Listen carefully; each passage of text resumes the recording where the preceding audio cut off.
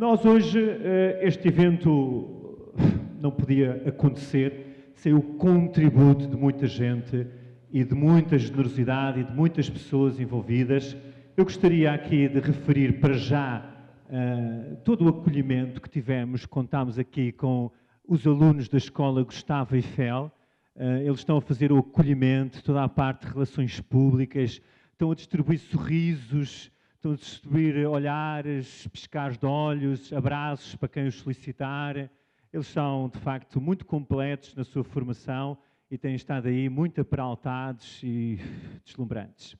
Também aí aos saltos, por aí, está uma turma de animação sociocultural do IDS, Instituto de Desenvolvimento Social, o IDS. Eles estão muito altos, estão aí aos saltos. A turma 39, não confundam com a 40 nem com a 38, é a 39. Eles estão em pulgas, estão aí também em grande animação e do espaço. Ora, nós também, especialistas em primeiras jornadas que nos tornámos, achámos que uma jornada tem que estar segura. Nós lá na escola temos um grupo de parceiros. Eu acho mesmo que é o grupo de parceiros da escola mais seguro daquela escola. Não tem outro. Não tem outro. E porquê? Vou aqui explicar para não fiquem dúvidas. Então, neste grupo de parceiros, para estarmos seguros, contamos com a Proteção Civil. Pronto, se houver um sismo, estamos protegidos. Contamos com a Escola Segura da PSP, que está aqui toda muito aperaltadinha, estão ali. Eles estão vestidos de igual, mas eles são todos diferentes, está bem? Depois, também contamos com a Polícia Municipal, sempre a acrescentar. E depois contamos também com o Miguel Reis, que é um formoso jovem de 2,10 metros, mestre em jiu-jitsu, muito simpático e muito valente. Okay? Por isso, ali segurança não falta. E para proporcionar umas jornadas seguras, criámos, além uma parceria da Escola Segura com a Polícia Municipal, as Jornadas Seguras. Por isso nós estamos seguríssimos, não é? Eles estão aí, qualquer coisa, não hesitem. Está tudo vivo ou não? Sim, ai, credo, agora pensei que não estivessem vivos. Pronto, está na altura de me calar. Ora bem, nós vamos seguir com quem interessa. Com quem interessa. Vamos seguir para o painel seguinte, que é Emoção e Pensamento, com o Francisco Esteves. O Francisco Esteves, uma salva de palmas.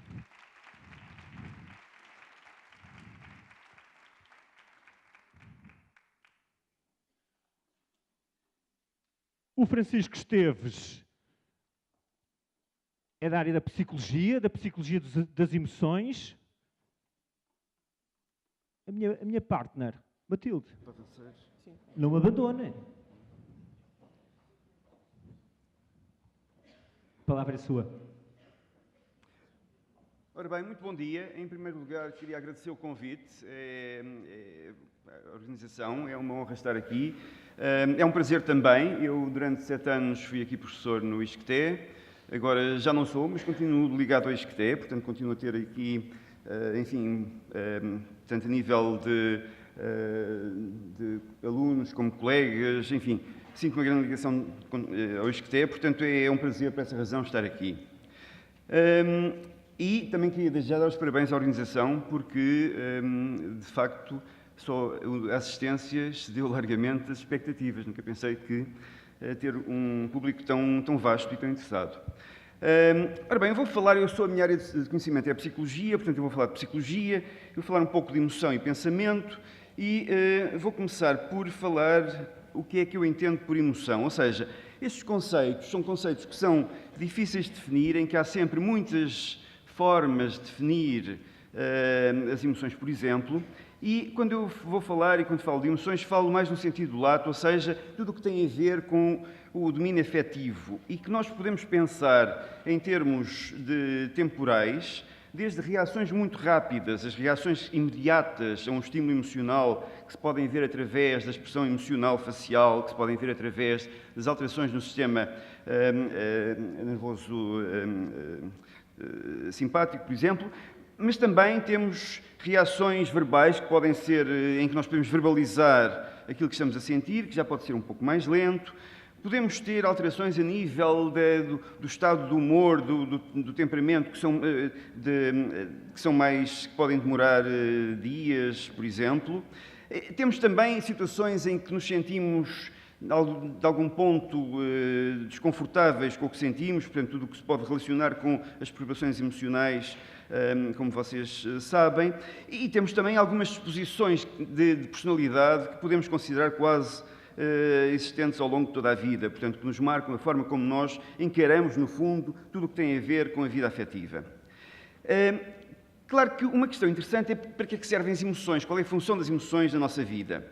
E aí eu acho que é importante pensarmos nas emoções do ponto de vista da função que tiveram para a nossa sobrevivência, para a sobrevivência da espécie, para a evolução humana. E esta definição que aqui está, que é uma definição que eu infelizmente não sei quem é que a fez, portanto não sei o autor, mas acho que é uma boa forma de sintetizar esta ideia que, no fundo, aquilo que nos faz, que nos move, aquilo que nos faz tanto aproximar como afastar das situações à nossa volta, tem a ver com aquilo que, no fundo, os nossos antepassados tiveram que aprender a gostar, ou aprender a ter cuidado, ou aprender a evitar para sobreviver. E se nós pensarmos o que é? Bem, são coisas tão simples como, por exemplo, comer e beber, necessárias à sobrevivência. São questões que têm a ver com o abrigo, a necessidade de nos protegermos das intempéries, do que se passa, portanto, a nível neste momento das transformações que existem em relação enfim, à evolução e ao aumento da temperatura, todas as questões que vocês conhecem bem. Tem a ver, naturalmente, também com questões de reprodução, e aqui, assim, por uma questão de equilíbrio, tenho que pôr um homem e uma mulher, e que são, naturalmente, importantes para nos mover e para nos levar também a agir. Tem a ver com a proteção dos nossos descendentes e todos os mecanismos que existem, biológicos e depois também aprendidos para facilitar esse processo.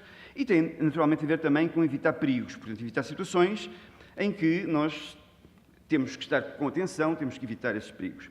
Ou seja, isto, de uma maneira geral, digamos que as emoções têm estas funções centrais na nossa vida e que nós não podemos conceber, de facto, a vida humana sem esta componente afetiva que influencia tudo o que se passa à nossa volta. Claro que há um problema com as emoções, é que nós não podemos estudar de uma forma direta as emoções, ou seja, o que nós temos acesso é a certos tipos de informação, temos acesso àquilo que as pessoas podem verbalizar, temos acesso àquilo que as pessoas podem mostrar, por exemplo, através da expressão facial, através de certos comportamentos de afastamento, de aproximação, por exemplo. Temos acesso a alterações fisiológicas que se podem medir, que se podem quantificar. Mas, no fundo, são apenas aproximações, porque nunca conseguimos ir ao centro da questão, nunca conseguimos estudar objetivamente as emoções. Tem esta componente, faz parte daquilo que são as emoções, no fundo.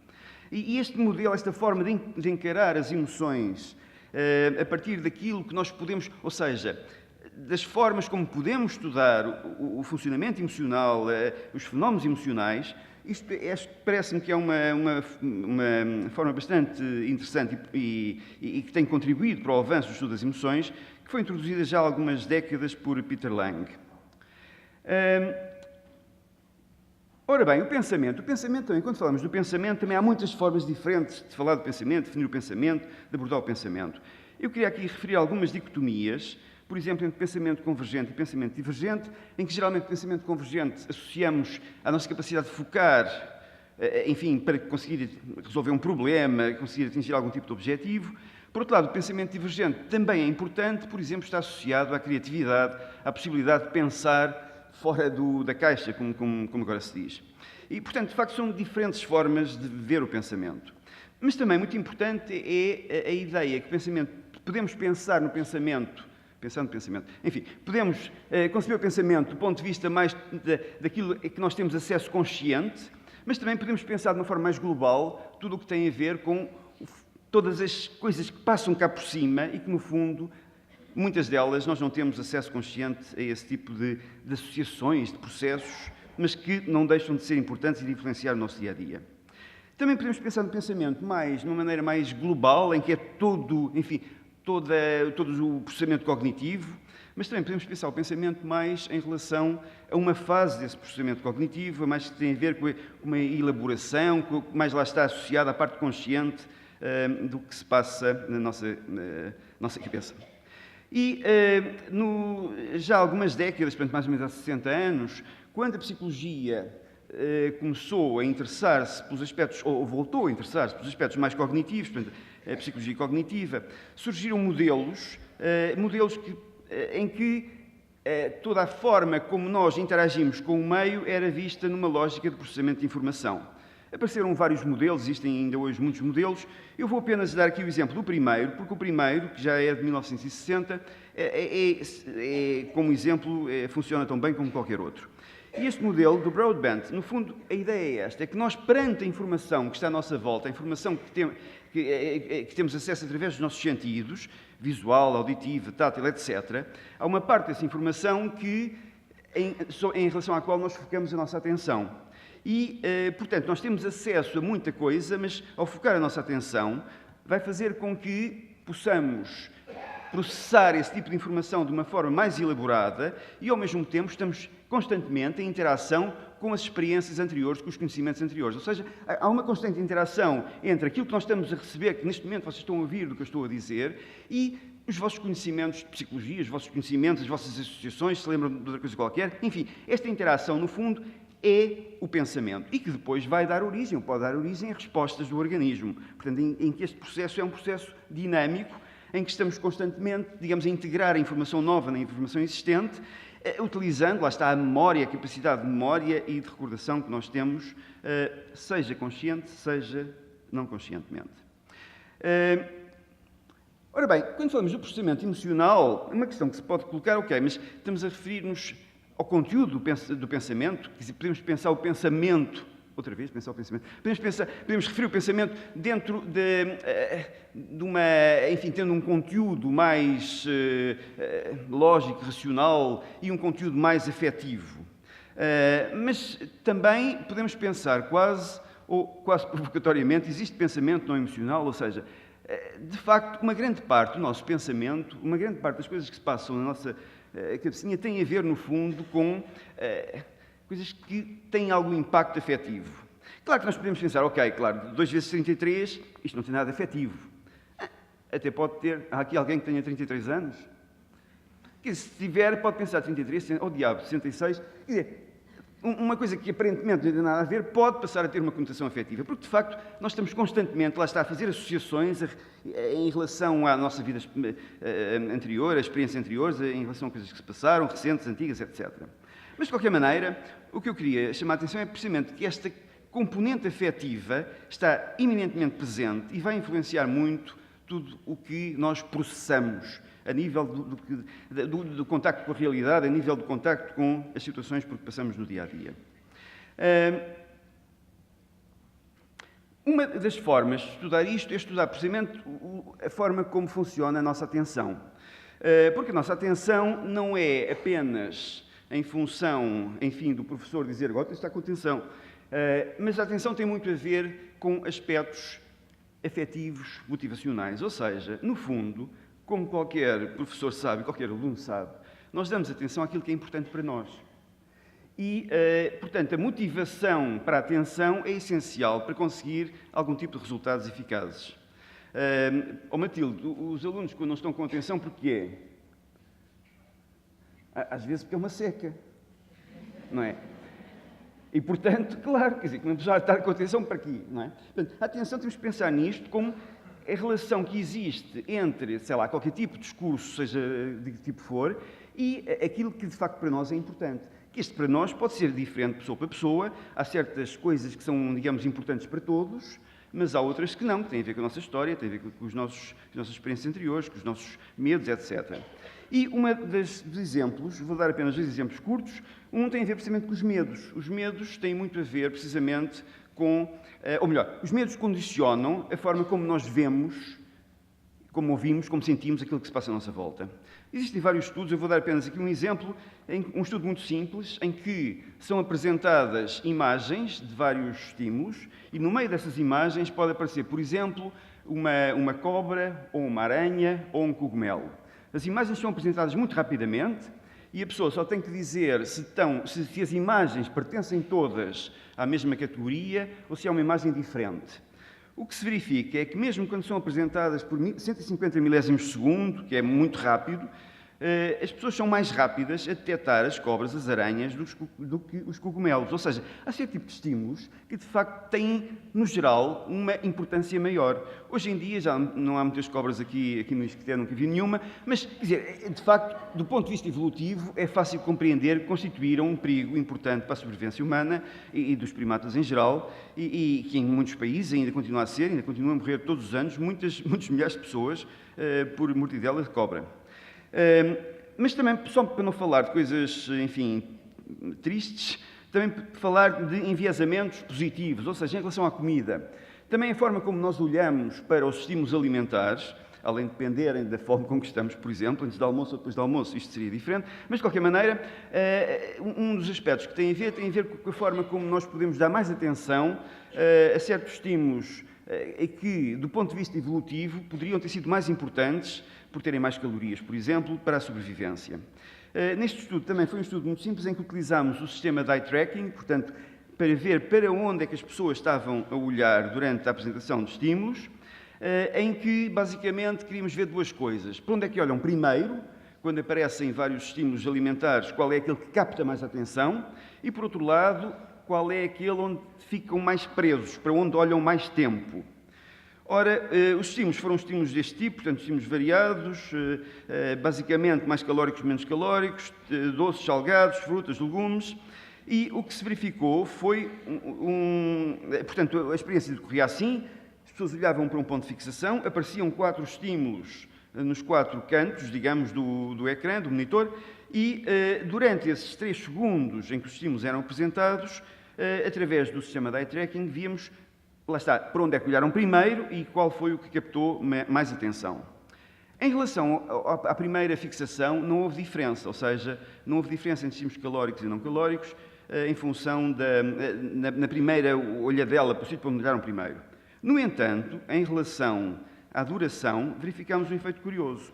É que as pessoas que tinham algum tipo de, sei lá, sintomas relacionados com as perturbações de comportamento alimentar, ou seja, não eram pessoas com perturbações de comportamento alimentar, mas que faziam muitas dietas, pensavam muito nas calorias, etc. Ou não. E, portanto, as que não tinham valores baixos nessa escala, aqui do lado esquerdo, não havia diferença entre estímulos calóricos e não calóricos, mas as pessoas que tinham mais preocupação com o comportamento alimentar, com as dietas, com, enfim, todo esse conjunto de preocupações, digamos, verificava-se que davam mais atenção, olhavam mais tempo para a comida calórica do que para a comida não calórica. Mais uma vez, temos aqui um exemplo em que a atenção que nós damos ao que se passa à nossa volta tem a ver com aspectos afetivos, tem a ver com aspectos relacionados com a motivação que temos para ver o nosso ambiente. Mas quem diz a percepção, também podemos ir à atenção, podemos falar da memória. Queria só, aqui sim, durante 10 segundos, pensem numa memória de infância.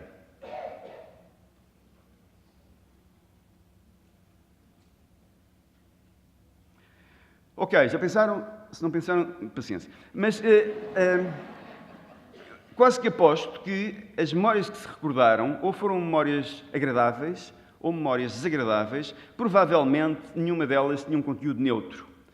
Isto porquê? Porque, no fundo, a memória funciona assim. A memória, ao contrário do que muita gente pensa, nós não temos a memória para descrever o passado, para falar do passado. Nós temos a memória para nos ajudar no futuro. A função da memória é nós podermos utilizar experiências anteriores para não cometermos os mesmos erros, para voltarmos a cometer as coisas que gostamos de cometer. Enfim, portanto, a memória, no fundo, tem este caráter dinâmico de nos ajudar a encarar e a tomar as decisões no dia-a-dia, muitas vezes e quase sempre de uma maneira não consciente, de uma maneira quase automática, mas que são importantes para as nossas decisões. Isso também está muito estudado, como vocês sabem, mas não deixa de ser interessante.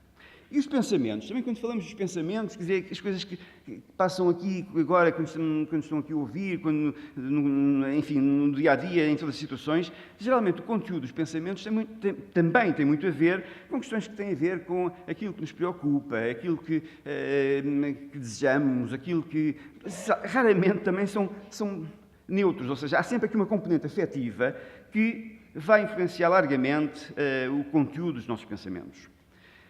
Portanto, o que eu queria chamar a atenção é precisamente para isto, é que o nosso processamento cognitivo tem esta componente afetiva que faz parte da essência. Quando eu falei há pouco dos mecanismos ou do processamento de informação e daqueles esquemas, na altura em que a psicologia cognitiva surgiu, era uma psicologia cognitiva muito fria, em que via quase o nosso cérebro, o nosso processamento, o nosso sistema de processamento, como um computador, digamos, uma analogia. Ora, o que se passa é que o nosso processamento de informação não é frio, o nosso processamento de informação é baseado precisamente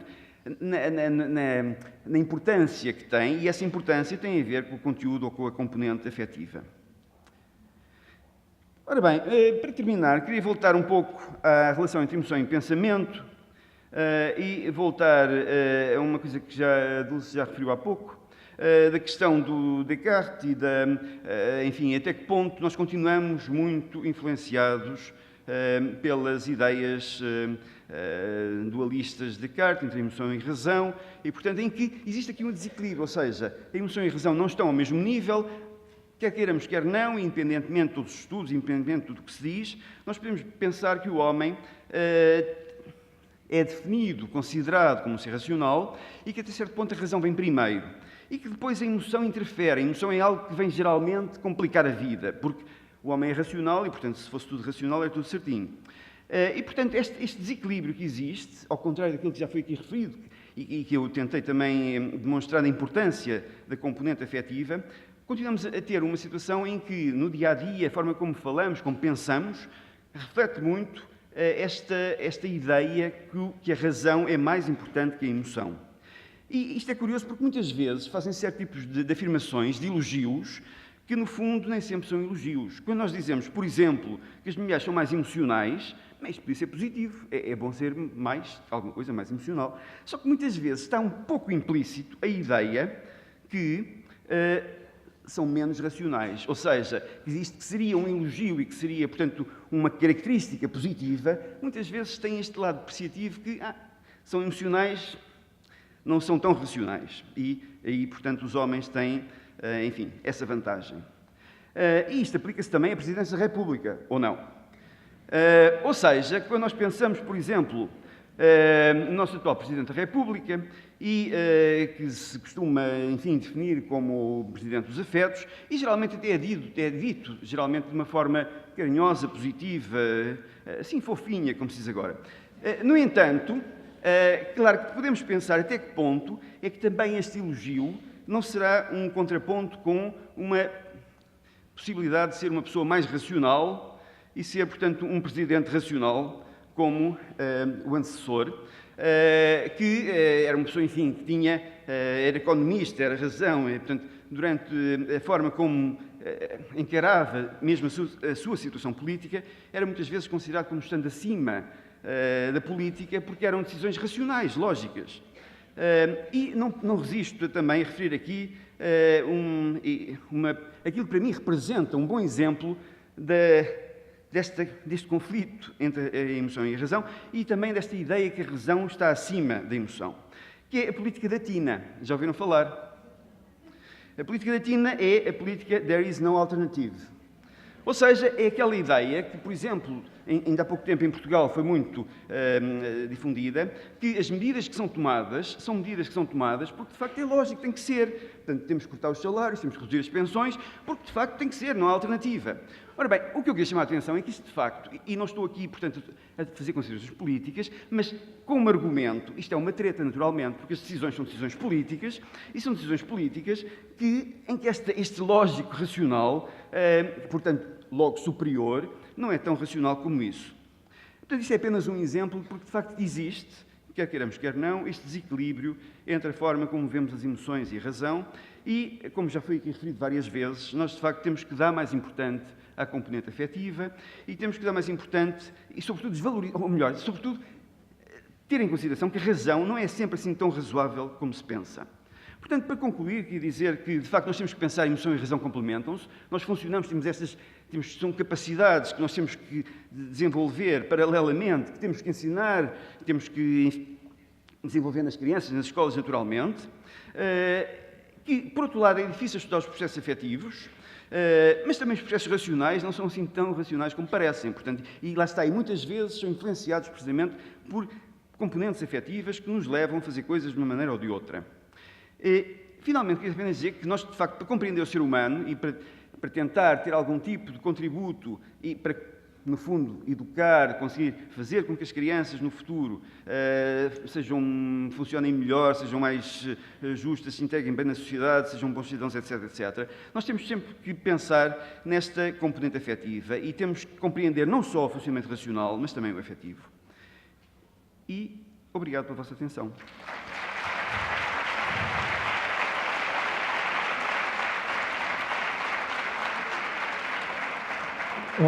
Francisco, eu fiquei hipnotizado com a sua partilha, depois distraí-me com o tempo. Isso não vale, ok? Não vale. Eu e a Matilde temos aqui duas curiosidades, embora seja mais a Matilde que tem, ok?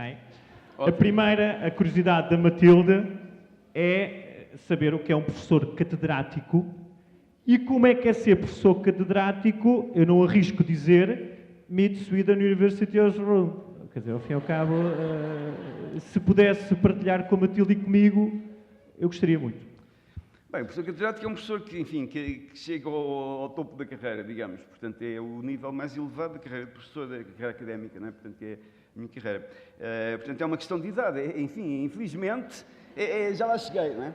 Gostaria de ter menos de 20 anos e ser um professor, até gostaria mais de ter menos de 40 e ser um aluno, mas enfim. Está a ver, Matilde, o que está a dar é ser aluno. É muito bom. A Mid-Sweden, quer dizer, neste momento, pronto, estou na Suécia, portanto é o nome da universidade, Mid-Sweden University, em Östersund, que é uma terra muito simpática. Não está aqui, pensava que estavam a ver. Já esteve. Já esteve. Tudo está atento. Já muito esteve. Atento. E pronto, e é isso. Espetacular. Mais uma salva de palmas, se calhar, Matilde.